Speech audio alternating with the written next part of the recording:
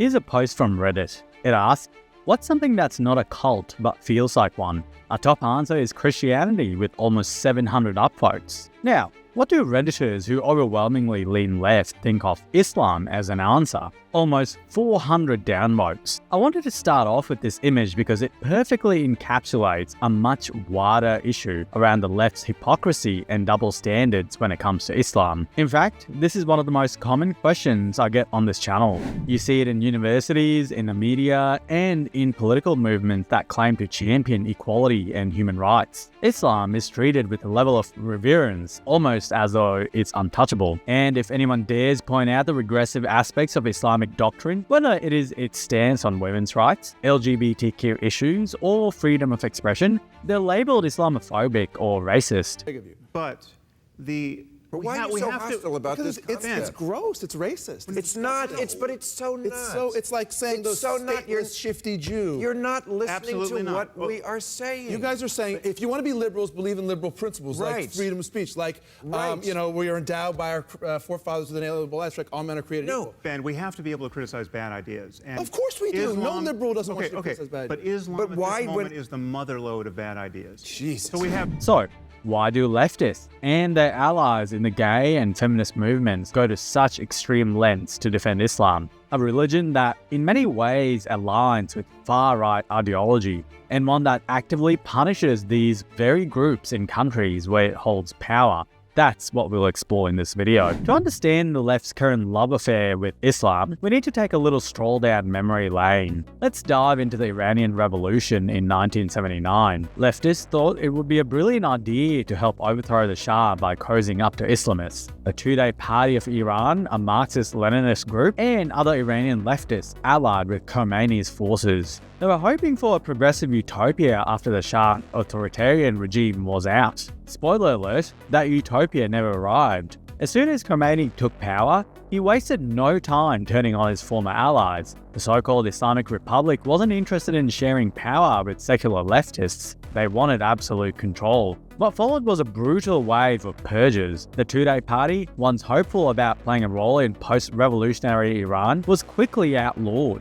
Thousands of its members were arrested, with many sent on a one-way trip to meet Allah. By 1983, the Two-Day Party had been completely crushed. Even more tragic was the fate of the People's Mujahideen of Iran, or the MEK, a group that had fought side by side with the Islamists to overthrow the Shah. After initially supporting the revolution, the MEK found themselves at odds with Khomeini's vision of an Islamic state. This ideological conflict quickly turned violent. In 1981, after a major falling out, the regime unleashed an even more intense crackdown on the MEK. Thousands of their supporters were rounded up and sent to Allah in what became one of the worst purges in modern Iranian history. Publicly sending them to Allah, mass imprisonments, and forced confessions became the order of the day. Leftist individuals, activists, and anyone associated with secular movements were targeted in a campaign of systematic elimination. Because let's face it, who needs communists or socialists when you've got divine rule and revolutionary guards? So, once again, leftists who thought they were on the winning side of revolution found themselves facing the firing squad, quite literally. But history wouldn't be history without the left repeating the same mistake. Fast forward to today, and the left is busy defending groups like Hamas and Hezbollah. I made a detailed video on Hezbollah's history, which you can check out on my channel. In the left's eyes, these groups are freedom fighters resisting imperial forces, mainly Israel. Some go even further and label the US, UK, and Australia as the enemies, of course, while living and benefiting from said countries. Hi, I'm a recovering crackhead. This is my sister that I take care of. I'd like some welfare, please. But what keeps pulling them back into these awkward alliances? Speaking of alliances, if you're enjoying this video so far, become an ally by subscribing and hitting that like button. I always appreciate your support. Now, back to the video. To answer that question, enter cultural relativism. It's the idea championed by Franz Boas that all cultures are of equal value and should be understood on their own terms. Sounds lovely, right? In theory, sure, It's about respecting differences and not imposing your own values. But in practice, things can get a little weird, especially when it means turning a blind eye to uncomfortable truths. For example, the Mayans practiced human sacrifice. Are we supposed to say, well, that was their culture, so it's fine? Or take slavery, which was common from ancient Egypt to medieval Europe. We don't excuse it as just how it was. We rightly criticize it as barbaric. Now, here's how it plays out with Islam. Leftist intellectuals look at Islamic practices and think that's their culture and we must respect it. But hold on, what exactly are we respecting? Take women's rights, for example. In many Islamic-majority countries, women's freedoms are about as flexible as concrete. You have guardianship laws where women can't travel without male permission. Then there are dress codes from headscarves to full-on burqas. And don't forget about unequal divorce rights. A man can say, I divorce you 3 times, while women face an uphill battle. If you think I'm exaggerating, just look at the World Bank data. Countries like Canada and Sweden score a perfect 100 in gender equality. Women there enjoy full rights in terms of pay, mobility, and parental leave. But look at the worst-ranked countries, all Islamic-majority nations. Iran scores 31.3, Syria 36.9, and Afghanistan sits at the bottom with 38.1, where women can't access basic rights like education or movement. Even in Gaza, women need male permission to travel. The UAE scores higher at 82.5, but it still enforces male guardianship laws that strip women of autonomy.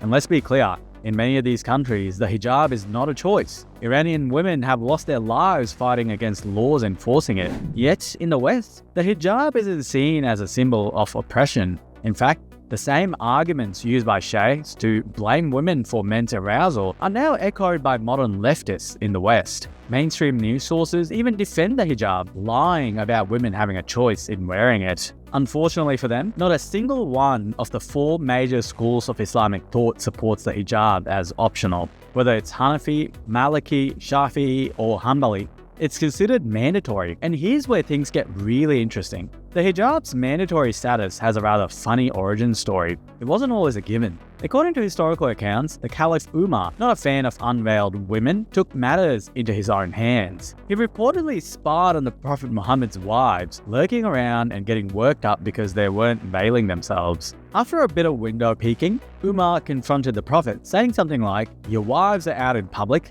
this has to stop." Soon after, a revelation conveniently came down, requiring women to cover up. Call it divine intervention or Umar's lobbying skills, but veiling became mandatory. However, there was a twist. The rule didn't apply to everyone. Muslim women were required to veil, but slave women that the Muslims owned, not so much. When leftists defend cultural practices in the name of respect or diversity, they're often defending systems that systematically deny women basic rights. Maybe they don't realize this, or maybe they just don't care. Either way, it's at the expense of equality for millions of women. And here's the inevitable objection. Not all Muslims believe this. True, many Muslims who deny these teachings are likely from the West, where they haven't heard the same stories I know, like the ones told to my sisters about uncovered body parts being engulfed in hellfire for eternity. But we're also not talking about individual Muslims. This critique is about Islamic practices and legal systems embedded in the societal structures of many Muslim-majority countries. These are laws that affect millions of women daily. Meanwhile, in the West, leftists will lose their minds over Christianity's stance on gender roles, whether it's about women staying at home or opposing women clergy. If I replaced everything I've said about Islam with Christianity, the reaction would be very different. On the surface, cultural relativism sounds noble when talking about art or cuisine, but when it comes to fundamental human rights, it becomes dangerous. Cultural relativism can easily slide into moral relativism, leading to the excuse that different cultures have different standards and we shouldn't judge them. But should we really avoid criticizing practices that clearly violate human rights just because they belong to a different culture? When leftists apply cultural relativism to Islam, it excuses practices they would never tolerate in their own society. When you defend oppressive practices under the guise of cultural relativism, You're propping up systems that deny basic human rights. You can't have it both ways. Either you stand for equality and freedom for all women, or you don't. Excusing things like forced veiling or unequal divorce laws because they're part of a culture just doesn't cut it. Not every Muslim woman in the West is forced to wear a hijab, but in Islamic-majority countries, millions of women don't have a choice. Defending these practices because they're part of a culture ignores the suffering of real people. And that brings us to another fascinating and, let's face it, bizarre concept that explains why the left seems to give Islam a free pass: the noble savage. This idea comes from Jean-Jacques Rousseau, who believed that non-Western cultures were pure, uncorrupted, and somehow better than the so-called civilized West. In modern times, leftists have taken this idea and run with it, romanticizing cultures like Islam and anything indigenous as an untarnished alternative to the corrupt Western world. Islam? Oh, it's authentic, spiritual, and free from the evils of capitalism and materialism. Cue the enlightened lefty clutching a book about Islam like she's just stumbled upon the lost city of Atlantis. So, if you must fight, then strike only at those combatants who attacked you. Do not attack women, children, the elderly, or those retreating in their places of worship.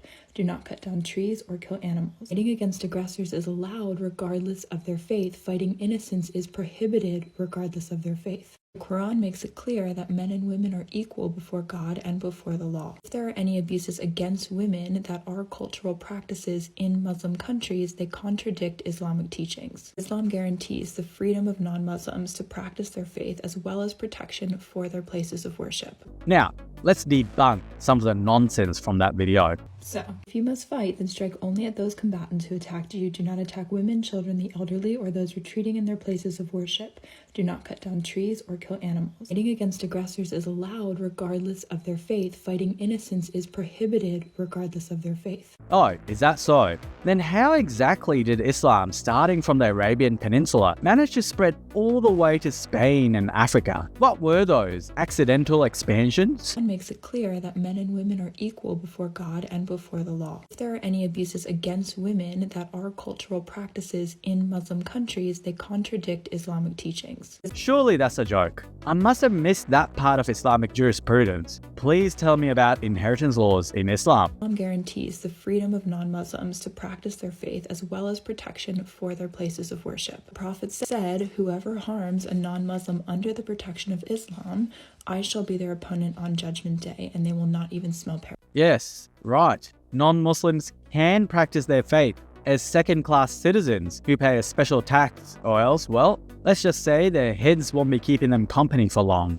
And while we're at it, check out punishment for leaving the religion. As you can see, this rose-tinted view leads to a complete failure to critique the regressive elements of these cultures. It's like putting on rose-colored glasses while walking through a minefield.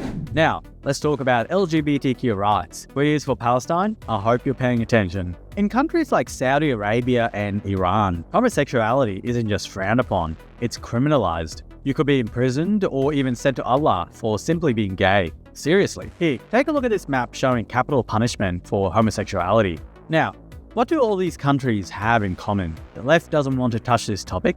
Why? Because to them, these societies represent a noble alternative to Western decadence. It's as if being oppressed in a spiritual culture somehow makes the oppression less, well, oppressive. Now you'll often hear the objection: Islam has been historically oppressed by the West. We need to stand in solidarity with Muslims. Sure, support the victims of imperialism, absolutely. But that doesn't mean you defend the most regressive practices within those societies, which, in the past, were also imperialist. We can acknowledge the injustices of the past without giving modern-day authoritarian regimes a free pass. True solidarity means standing with the reformers and activists within these communities who are fighting against oppressive interpretations of Islam, not the governments enforcing medieval punishments. But these voices rarely make it to mainstream left-wing protests. It's like they're saying, oppression is bad, but only if it happens in the West. If it's part of non-Western culture, well, who are we to judge? Oppression is still oppression, whether it's coming from a capitalist system or a theocratic one. Now, let's add another layer to this mess: intersectionality. This concept, brought to us by Kimberly Crenshaw,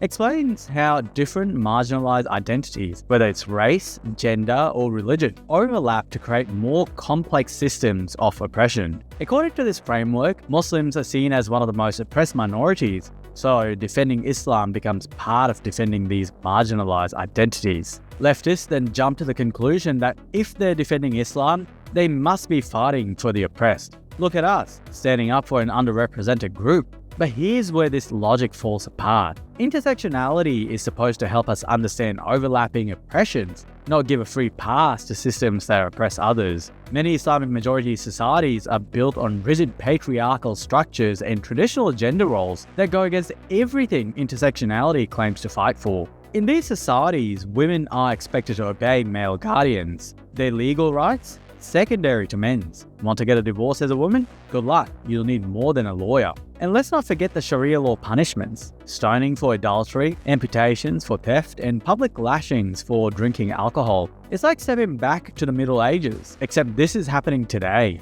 Meanwhile, in the West, we have a system focused on rehabilitation and human rights. Yes, it's not perfect, but I would take a court case or a public stoning any day. Leftists defend Islam under the banner of intersectionality, but what they're really doing is defending systems that systematically oppress the very groups they claim to protect: women, LGBTQ+ people, and religious minorities. Intersectionality has turned into a shield for authoritarian regimes. By wrapping themselves in the language of oppression, they make it difficult to criticize their most regressive practices. Some leftists will say, but we need to stand in solidarity with Muslims because they're oppressed by the West. Sure, imperialism happened and it was terrible, but defending the oppressed doesn't mean defending the most oppressive practices within those societies. We can acknowledge historical injustices without excusing the current authoritarianism under religious law. So, whenever you defend Hamas, Hezbollah, or the Houthis, this is exactly what you're doing. The more power they get, the more this happens. And here comes the classic objection: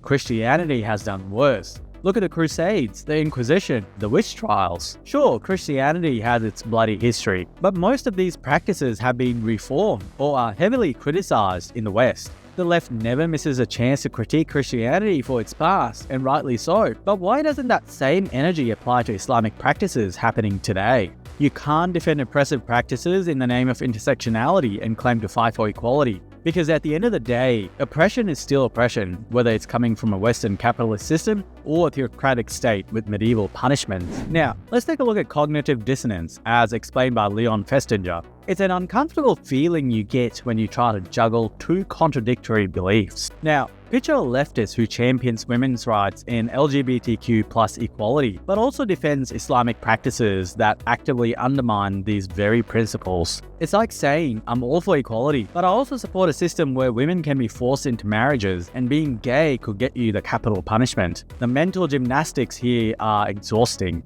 But why do they engage in this hypocrisy? A 2023 study by Anne Crispins and Alex Bertrams seeking to understand left-wing authoritarianism provides a clue. Their research shows that people with high levels of left-wing authoritarianism, or LWA, are often driven by narcissism, a need for validation and moral superiority. It's less about genuine social justice and more about feeding their ego. The study introduces the dark ego vehicle principle, which explains that LWA is often motivated by ego-focused traits like narcissism and psychopathy. Activism, in this sense, becomes a tool to boost self-esteem rather than truly fight for equality. So when a leftist harshly criticizes a Christian baker for refusing to bake a cake for a gay wedding, but conveniently ignores or defends Islamic countries where homosexuality attracts the capital punishment, it's not just cognitive dissonance, it's narcissism in action. This contradiction doesn't faze them because their goal isn't consistency.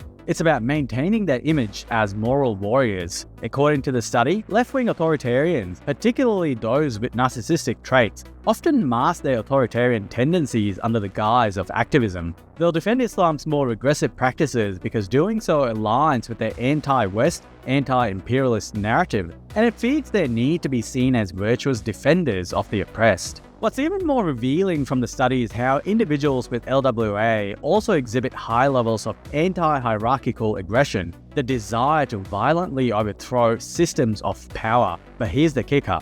They'll defend an oppressive regime like Iran's, not because they support its values, but because it's seen as resisting Western influence. In other words, their defense of Islam isn't about solidarity with Muslims. It's about opposing the West and feeding their narcissistic need for moral superiority. The study shows that this drive for moral dominance is so strong that left-wing authoritarians will even excuse authoritarianism and violence when it aligns with their agenda. The contradictions don't matter because their true focus isn't on consistent principles of justice, but on bolstering their egos. So, when you see leftists defending Islam while advocating for women's and LGBTQ+ rights in the West, it's not just cognitive dissonance at play. It's their dark personalities, as Crispin's and Bertram's reveal. As long as that remains the focus, contradictions will keep piling up, leaving real victims of oppression overlooked in the process. If you enjoyed watching this video, please consider becoming a subscriber and hit that like button. And as always, thank you for watching, and I'll see you in the next one.